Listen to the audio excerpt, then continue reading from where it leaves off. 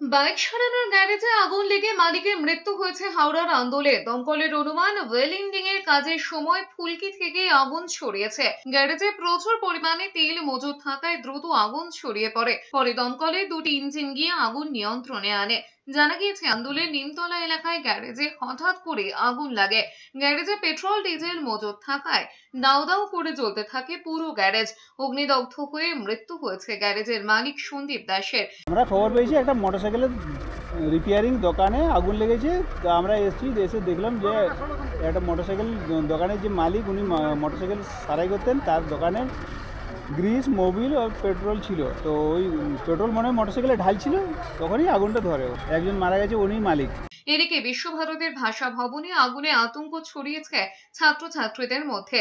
জানা গিয়েছে, মঙ্গলবার সকালে ভাষা ভবনের দোতলায় এসির আউটডোর ইউনিটে হঠাৎ করে আগুন লেগে যায়। সঙ্গে সঙ্গে বিশ্বভারতীর নিজস্ব অগ্নি নির্বাপন ব্যবস্থা দিয়ে আগুন নিভিয়ে ফেলার চেষ্টা করা হয়। তারপরেও ধোঁয়া বেরোতে থাকায় দমকলে খবর দেওয়া হয়। এরপর দমকলের একটি ইঞ্জিন গিয়ে আগুন নিয়ন্ত্রণে আনে।